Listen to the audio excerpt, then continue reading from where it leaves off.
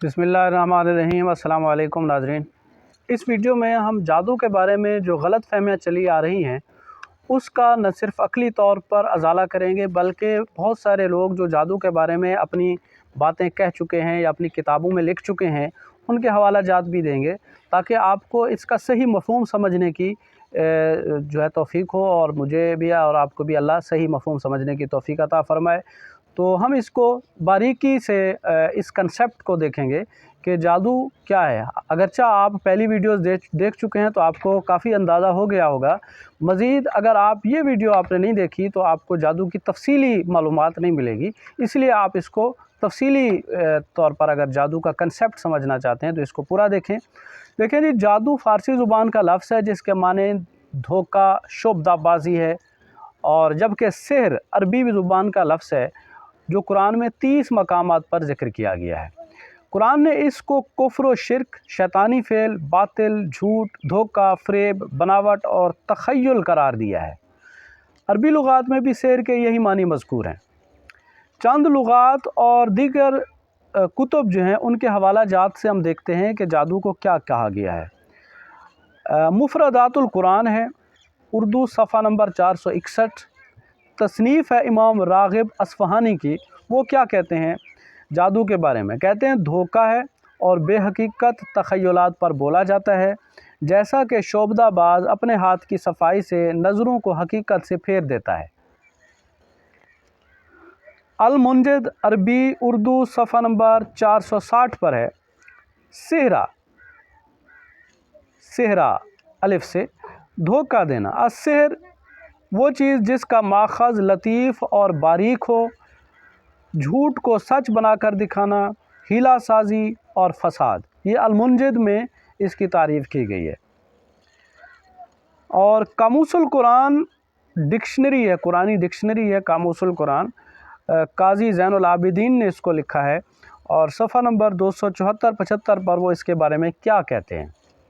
کہتے ہیں لغت میں ہر اس شے کو سحر کہتے ہیں جس کا سبب پوشیدہ ہو، اس کا ماخذ سحر ہے جس کا معنی پھیپھڑا ہے جو ایک اندرونی عضو ہے، یعنی پھیپھڑا اس کا معنی ہے، اور اپنی لطیف و نازک صفت کے لحاظ سے حیرت انگیز ہے۔ چنانچہ دھوکہ کو جس کی حقیقت کچھ ہو اور ظاہر کچھ کیا جائے، سحر کے لفظ سے تعبیر کیا جاتا ہے۔ آگے لکھتے ہیں دھوکہ اور تخیلات جن کی کوئی اصل و حقیقت نہیں ہوتی، جیسا کہ شعبدہ باز لوگوں کی نگاہوں سے بچا کر ہاتھ کی صفائی دکھاتے ہیں۔ چنانچہ موسیٰ علیہ السلام اور فرعون کے مقابلے میں جو آیت آئی ہے سحروا اعین الناس واسترہبوہم، یہ آیت ہے، تو اس کا مطلب ہے جادوگروں نے لوگوں کی نگاہوں کو دھوکہ دیا اور انہیں ہیبت زدہ کر دیا۔ اس سے مراد یہی ہے کہ وہ لوگوں کی آنکھوں کو دھوکہ دیتے ہیں۔ لغات ابن قتیبہ للقرطبی، قرطبی یہ لغات ہے، یہ بھی اس میں کیا کہا گیا ہے کہ ایسا دھوکہ جس کا پتہ نہ چلے کہ دھوکہ کس طرح دیا گیا ہے۔ اس لغت کے اعتبار سے یہ لفظ عام دھوکہ کے لیے بھی استعمال ہوتا ہے۔ تاج العروض کتاب میں کیا کہا گیا اس کو؟ وہ چیز جس کا ماخذ لطیف ہو، ایسے انداز سے دھوکہ دینا کہ پتہ نہ چل سکے کہ دھوکہ کیسے دیا گیا ہے۔ حاشیہ تفسیر بیضاوی از شیخ زادہ صفحہ نمبر 371 پر اس نے کیا لکھا؟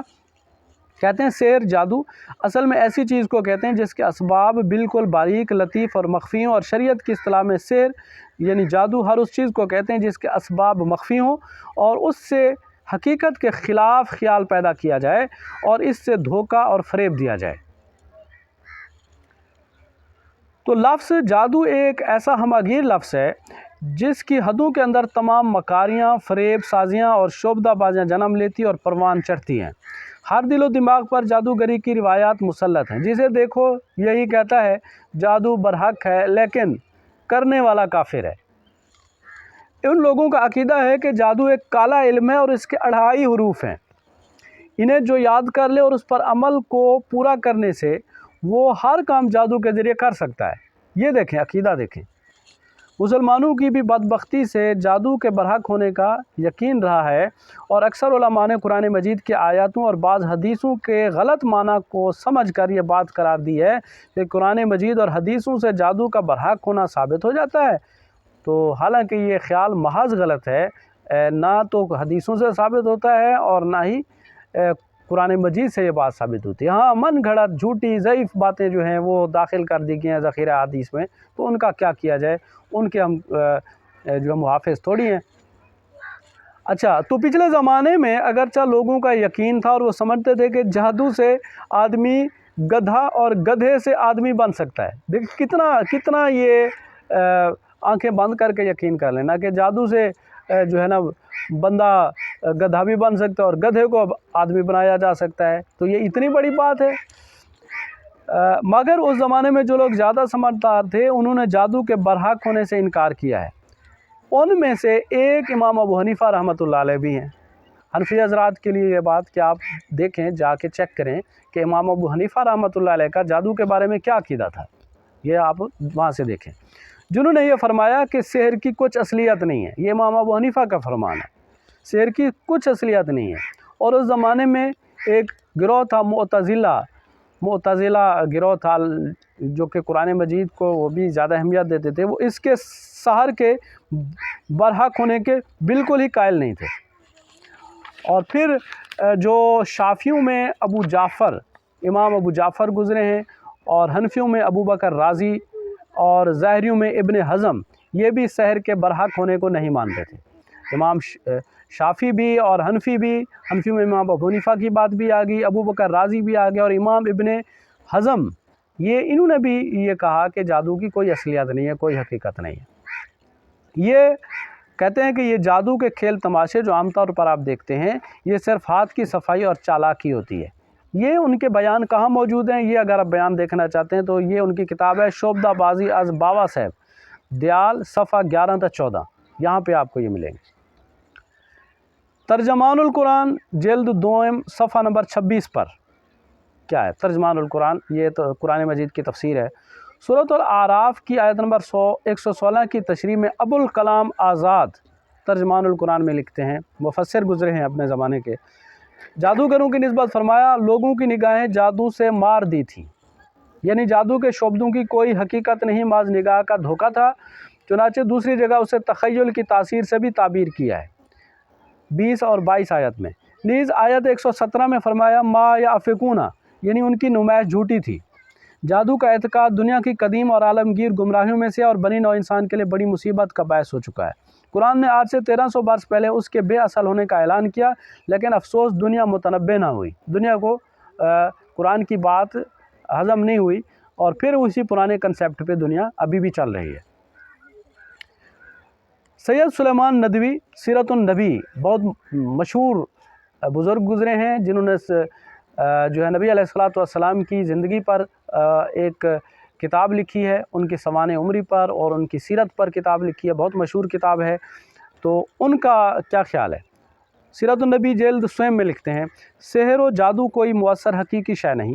سورۃ طٰہٰ میں نہایت تصریح کے ساتھ یہ حقیقت واضح کی گئی کہ خیال سے زیادہ اس کی حقیقت نہیں۔ آیت ہے فَإِذَا حِبَالُهُمْ وَعِصِيُّهُمْ يُخَيَّلُ إِلَيْهِ مِنْ سِحْرِهِمْ أَنَّهَا تَسْعَىٰ، کہتے ہیں، اس کا ترجمہ کرتے ہیں، پھر ناگہاں مصر کے جادوگروں کی رسیاں اور لاٹھیاں ان کے جادو کے اثر سے موسیٰ علیہ السلام کے خیال میں معلوم ہونے لگیں کہ وہ دوڑ رہی ہیں۔ خیال میں آیا موسیٰ علیہ السلام کے، حقیقت میں نہیں۔ یہ تھی سورۃ طٰہٰ کی آیت نمبر 66۔ حکم ہوا کہ موسیٰ تم بھی اپنا عصائے اعجاز ڈال دو، معجزے والا عصا ڈال دو۔